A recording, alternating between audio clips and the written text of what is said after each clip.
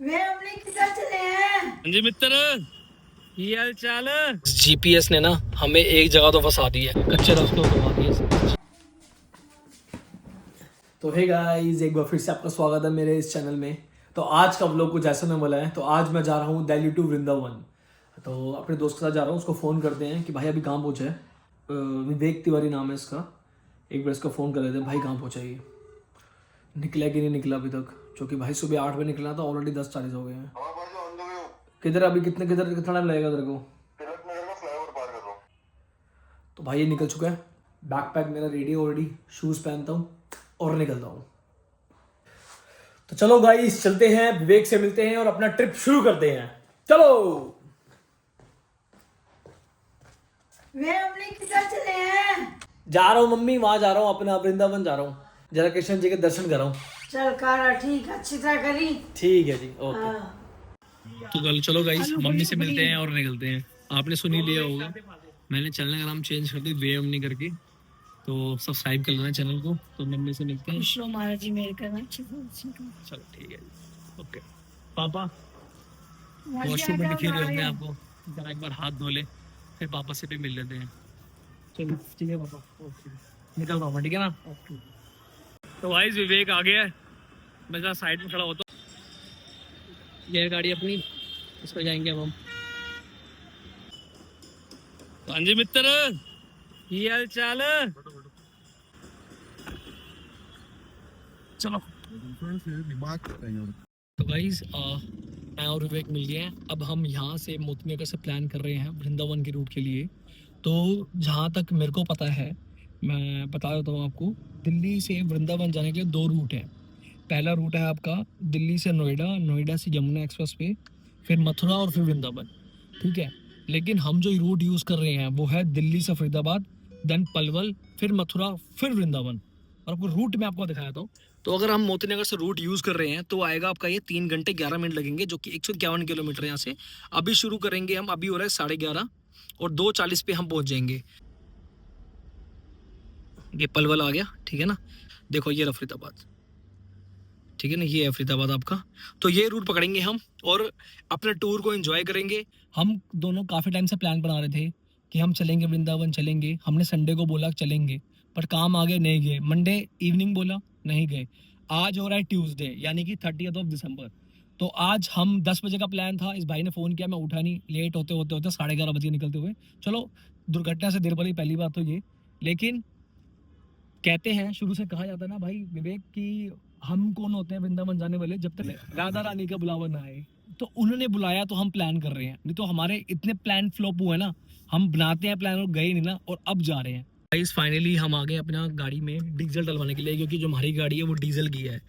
तो भाई अभी जो हमारी गाड़ी चली हुई है, ये चली हुई है ये 6339 किलोमीटर। तो अभी हम 2100 का डीजल डलवा रहे हैं, जो कि हमें पता है इसकी जो रेंज है और जो कैपेसिटी है, उस हिसाब से हम 2100 का डीजल डलवाएंगे इसके अंदर। 2100 का सगन पाएंगे मतलब इसको। फिर देखते हैं कितनी रेंज आती है, फिर आपको दिखाते हैं कि यहाँ से कितना रूट ट्रैवल होता है अपना। डीजल 2100 का कर दो।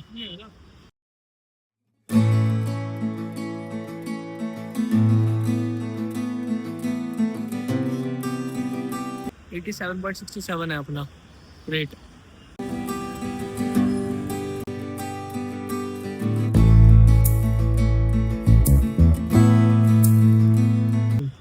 देखो 23.9 ले रहे हैं, 24 लीटर ही मान लो इसको। चलो बढ़िया। तो गाइस अपनी जो गाड़ी चली है वो चली हुई है 8067 किलोमीटर्स, और जो अपने को जो रेंज दिखा रहा है वो दिखा रहा है 694 किलोमीटर्स की, ठीक है। तो 2100 का जो तेल आया है इसके अंदर, 2100 का डीजल जो है, तो डीजल गाड़ी का यही फायदा होता है, अब हमें दोबारा डलाने की जरूरत नहीं पड़ेगी इसके अंदर। अब हम क्या करते हैं, अपना ट्रिप A को 0 कर देते हैं। तो गाइस हमने अपनी ट्रिप A कर दी है 0।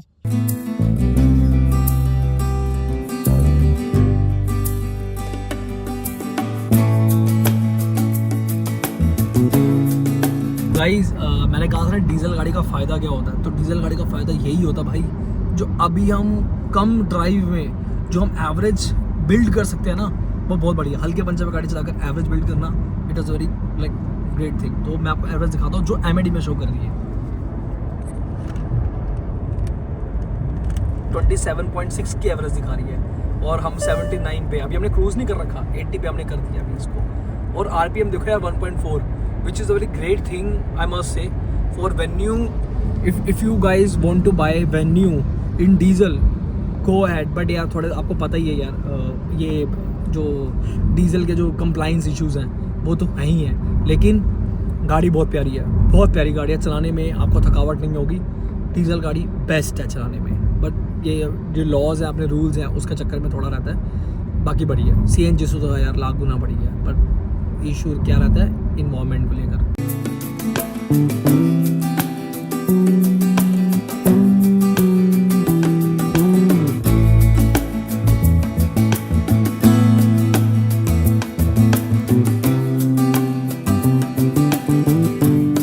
जो गाड़ी की एवरेज ये था 27 की ना, अब देखो सीधा 32.9 ऑलमोस्ट 33 की होने वाली है. तो भाई देख लो डीजल का फायदा यार.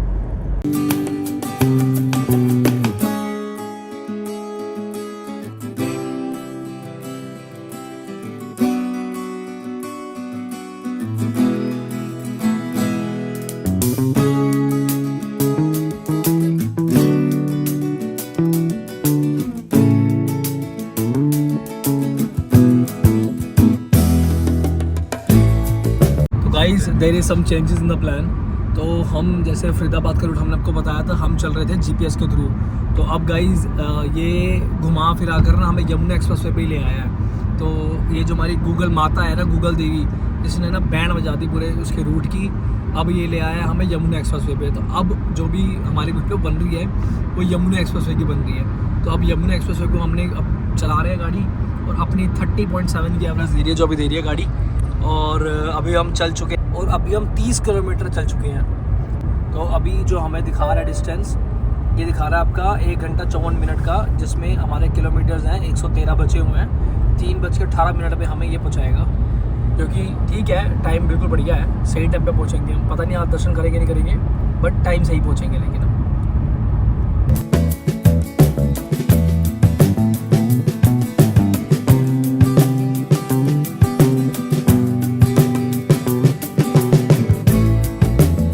गाइस 63.3 किलोमीटर्स चलने के बाद अपना आया है पहला टोल, जो कि है यमुना एक्सप्रेसवे का. और अपने को गाड़ी की एवरेज दे रही है 30.1 की एवरेज दे रही है गाड़ी. बस कार का जो टोल दिख रहा है 140 रुपये दिख रहा है.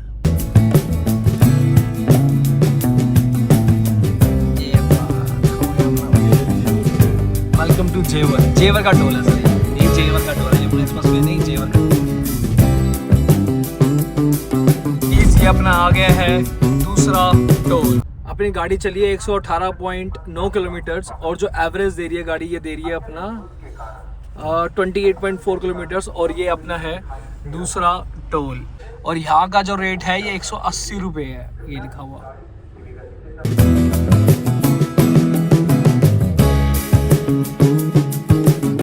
अपने को लग रही है थोड़ी भूख. वृंदावन 11.8 किलोमीटर. वृंदावन यहाँ से सिर्फ रह गया. हाँ, और अब थोड़ा भूख लग रही है दोनों को, कुछ खा लेते हैं. ये अपने एक मैजिक फूड का अपने को आउटलेट मिला है एक, ये मैजिक फूड जोन का. ये पार्किंग तो बढ़िया लग रही है यार, यमुना एक्सप्रेसवे के नीचे एरिया तो ठीक लग रहा है मुझे यार ये. तो गाइस यहाँ पे हम यमुना एक्सप्रेसवे के नीचे एक मैजिक फूड जोन है, वहाँ रुके हम, क्योंकि सुबह लेट करते लेट उठे बिल्कुल, और लेट ही निकले हैं. तो ब्रेकफास्ट कुछ किया नहीं, बस चाय और एक टोस्ट खा के आया था. तो अब 2 से ऊपर हो गया टाइम, अब भूख लग रही है, तो सोचा कि कुछ खा लेते हैं यहाँ पर. तो यहाँ गाड़ी रोकी है हमने.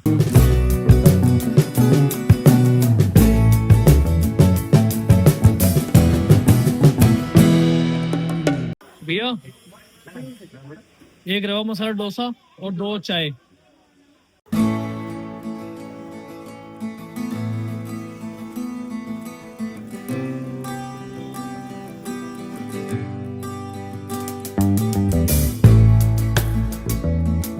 तो गाइस हमने रवा डोसा तो खा लिया है हमने, या मैंने खाया इसके. तो ये कह रहा ब्रेकफास्ट करके आया था मैं, और चाय पी है.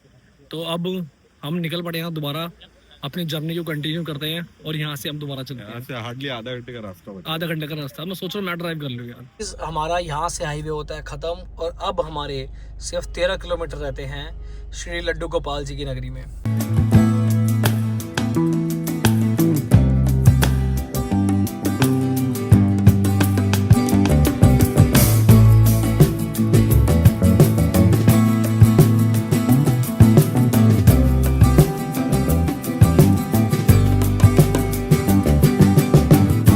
इस जीपीएस ने ना हमें एक जगह तो फंसा दी है। ये देखो, ये गाड़ी की देखो कैसे मतलब गाड़ी चल रही है, कच्चे रास्ते उतरवा दिए जीपीएस ने, हमें कच्चे रास्ते उतरवा दिए।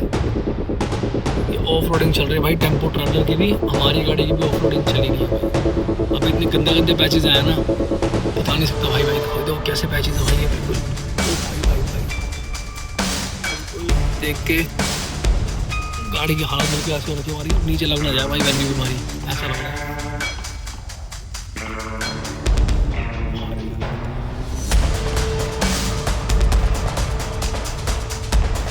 ओ देखो भाई कितना गया कितना है यार, रुक जा, मुझे ऊपर नहीं देना चाहिए, मैं तो आराम से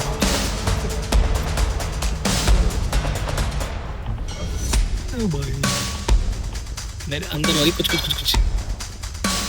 लेकिन अपनी गाड़ी भाई कहीं अभी तक तो कहीं लगी नहीं है भाई। चलिए फिर गाड़ी,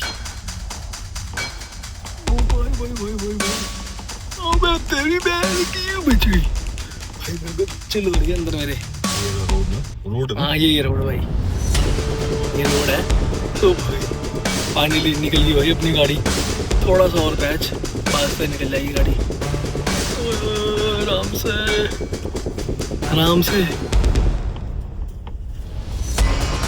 फाइनली गाइस रोड आने वाली है, बस थोड़ा सा रह गया।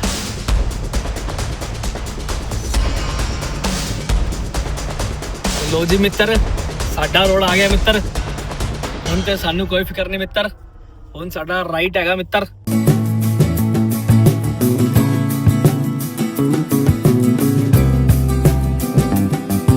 Guys finally off roading driver, off roading बंदा और ऑफ रोडिंग होगी भाई, गाड़ी ने अपनी पूरी कर दिया। वेन्यू ने भाई बहुत तगड़ी ग्राउंड क्लियरेंस है इसकी यार, कहीं नहीं टच हुई नीचे, कहीं नहीं टच हुई भाई। तो गाइस वृंदावन, जैसे हम अभी वृंदावन में घूम रहे हैं, तो यहाँ से सिर्फ मात्र 2.1 किलोमीटर्स रह गए हैं जो हमारा डेस्टिनेशन है।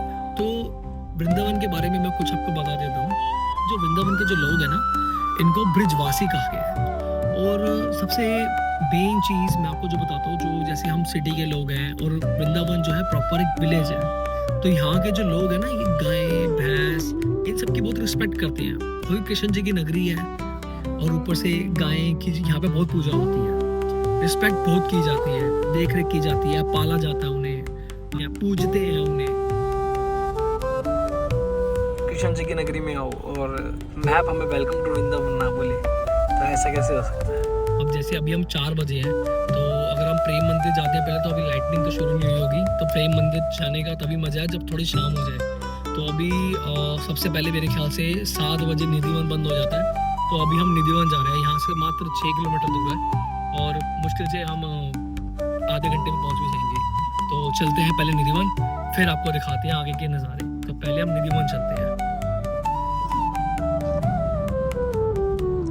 तो गाइस वृंदावन में जब आप आते हो तो यहाँ पर 2 चीज़ें हैं जो मोस्ट इम्पोर्टेंट है।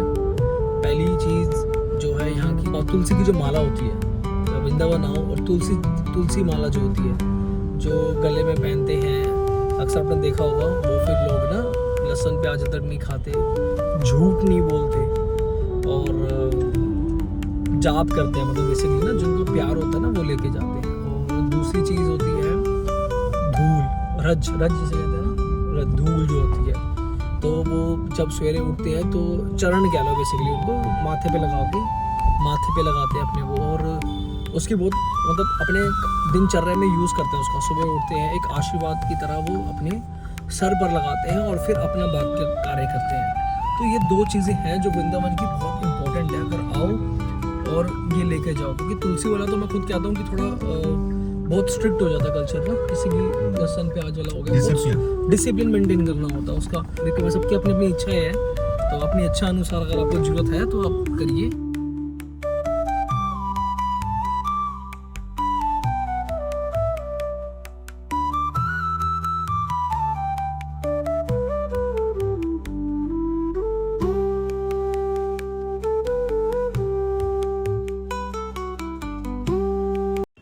तो गाइज हमने ना अपनी गाड़ी पार्क कर दी है, ये बिल्कुल निधिवन के बिल्कुल पास ही है। 100 रुपये 4 घंटे के पार्किंग है इसकी। तो चलो चलते हैं अब हम।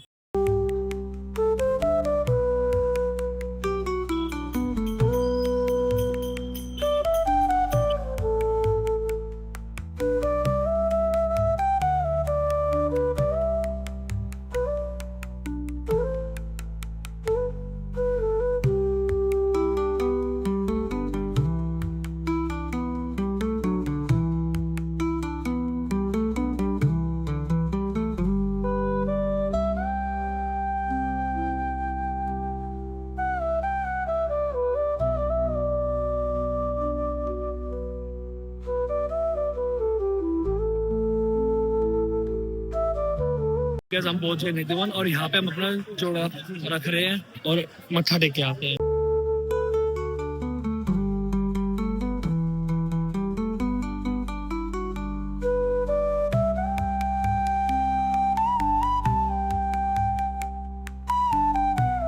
तो गाइस ये जो जितने भी वन है निधिवन है ना, निधिवन में अभी हम हैं और यहाँ पे सारे तुलसी के पेड़ हैं। तो आपने स्टोरी सुनी होगी कि रात में निधिवन में अलाउड नहीं है आना, क्योंकि ऐसा कहा गया है कि जो तुलसी के पेड़ हैं ये रात में गोपियों का रूप धारण कर लेते हैं और फिर ये रासलीला करते हैं। यहाँ पे एक पत्ता एक डाली भी गिरता है ना तो उसी की माला बनती है। फेंका नहीं जाता, उसको जलाया नहीं जाता कभी। हाँ, फेंका नहीं जाता, सही बात है। और सबसे आयरॉनिक ये है कि यहाँ पे जो तुलसी के पेड़ है वो सिर्फ यहाँ पे दिखते हैं और कहीं भी नहीं है वर्ल्ड में।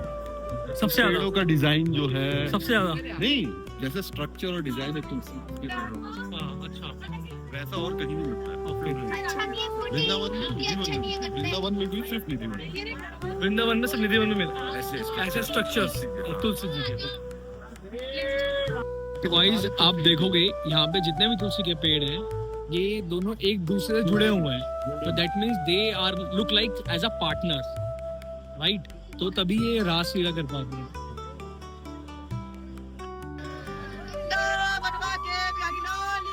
जय।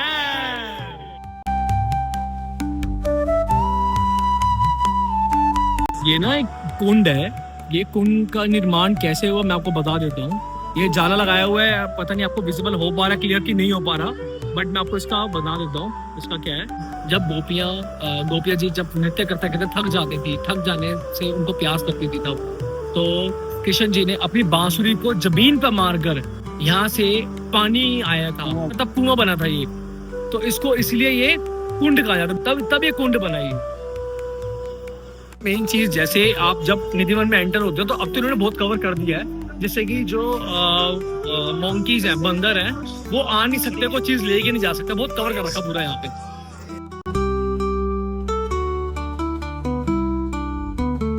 इस तुलसी जी के पेड़ की मैं बात कर रहा था, देखो सारे पेड़ जोड़े में हैं, देखो ये भी तुलसी का जी का जो पेड़ है ये भी जोड़े में है।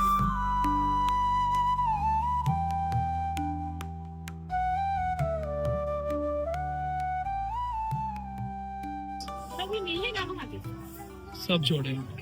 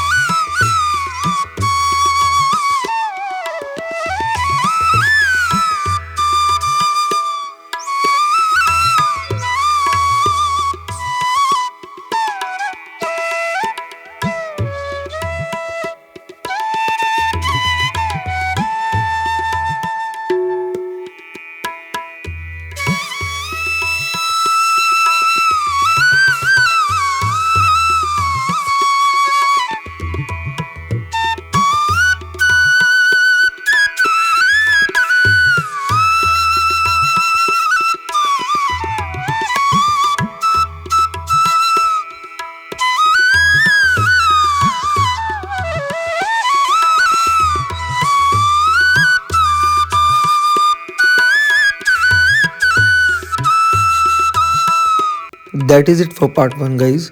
हम आपको नेक्स्ट पार्ट 2 में दर्शन करवाएंगे गोपेश्वर महादेव जी एंड प्रेम मंदिर जी के।